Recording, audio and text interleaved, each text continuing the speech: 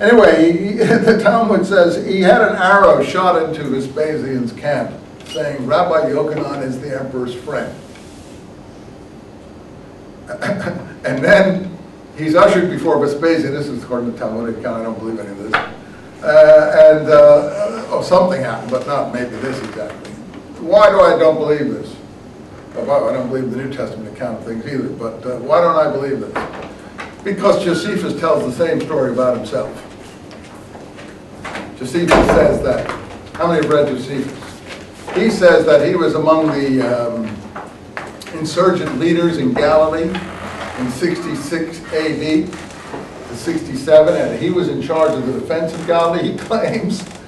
I always say that with friends like Josephus, you don't need enemies. In any case, he brags in his book about how he prepared the cities for the coming Roman army that they knew were coming. And as part of the Zealot Creed, you were not ever to surrender. It's sort of like the Muslim Hezbollah and these groups that are direct descendants of some of these Palestinian groups, actually. But you didn't surrender. That's why the people on Masada, how many have heard of Masada? They don't surrender. They commit mass suicide with their families. I'll explain that to you in a moment. But they don't surrender. It's a bit like Japanese. It's a bit like Hezbollah and so on. It's in the tradition of what we Jews were like that. Yeah, that's the way we were before they undermined us and made us into something, pathetic. They're very fierce, very resistance-minded people, and the war was popular. And I know that from reading the literature of the period, because they held out so long and they were so willing to sacrifice themselves.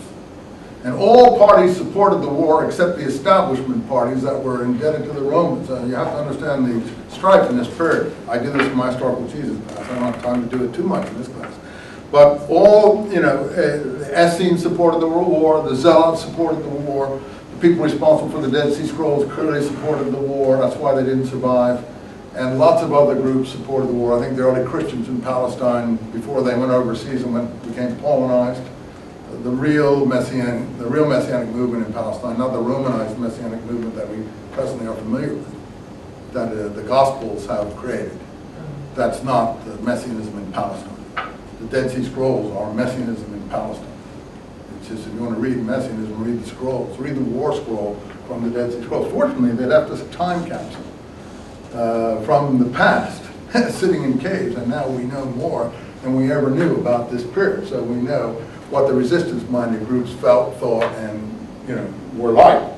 In any event, not to get too worked up about this, I do get worked up about it, but the Pharisees, represented by Yochanan, and Josephus says he was a Pharisee. Josephus said that after the Romans took all the cities that he supposedly was supposed to have defended, and he didn't do a good job, he was stuck in the cave with about 10 other guys, and then he sort of winks when he tells this story.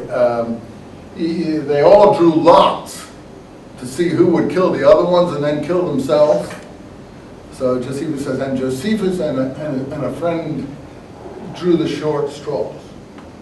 So they killed all the others in the cave, and then they went in and surrendered to Vespasian. And that's how he survived. And that's how we got the literature, and that's how he's called Flavius, because when he surrendered to Vespasian, he was there at that time. This is before Vespasian went to Rome in 68 to take over the Roman Empire. He applied the Jewish messianic prophecy to Vespasian. He says it in his war, he says it in his autobiography.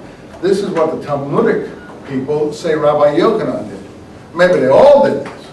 But the point was, Vespasian must have gotten really pretty tired of all these Jewish turncoats and others, traitors and people, going and proclaiming him the world ruler that was going to come out of Palestine to rule the world. See, that's the messianic prophecy. That's what the Christians think Jesus was supposed to be, the world ruler that was to come out of Palestine to rule the world. And in their view, that's just what he has in a spiritual sense, in a spiritualized way, in an otherworldly sense. Certainly isn't running around doing it in a physical way. But the people who are waiting for the rapture and so on, they think he's going to come back, or that they're going to join him, which is good. I mean, that's what they think. I'm glad that they feel that way, and that I hope for their sake it does happen. And we've been waiting 2,000 years, and in my view, that's the beauty of these ideas. The Muslims have the same thing. They're waiting, the Shiites and all the Hezbollah people, that's why I say it's all connected. All the Hezbollah people, they just haven't gotten into the modern world. They're waiting for the Mahdi to come.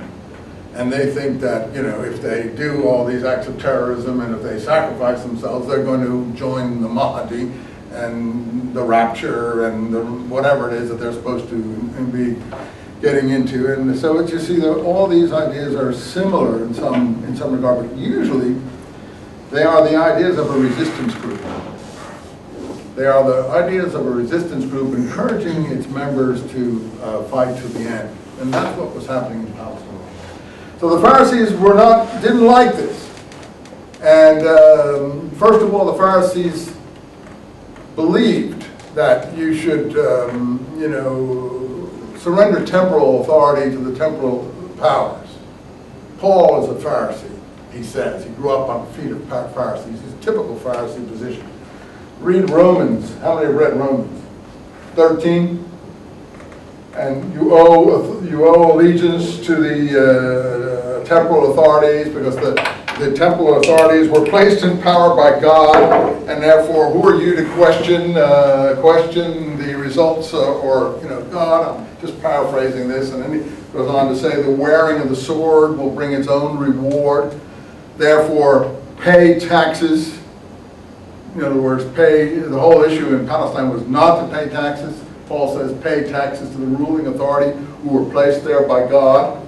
And then he says, he quotes the love your neighbor as yourself in support of this, the all righteousness commandment, the thing that drove these resistance groups, the two love commandments. Loving your neighbor is the righteousness commandment, and loving God is the piety commandment. And you'll find it in the Dead Sea Scrolls. You'll find it in Josephus talking about John the Baptist. You'll see it as the essence, supposedly, of Jesus' teaching, and so on and so forth. You'll see it as that, as I said, of the Essenes, and et cetera, et cetera, et cetera, et cetera. So Paul has the temerity to apply that to paying Roman taxes. He understands the symbolism of it. He's a smart guy. But, I mean, we aren't. You are not yet schooled in these things, so you can't understand without looking at this literature what he means by this, what he's up to. He's up to laughing at the people who won't pay their taxes because of the all-righteousness commandment. The people who think that by loving God, there's only one ruler, God. And God rules here. Yisrael means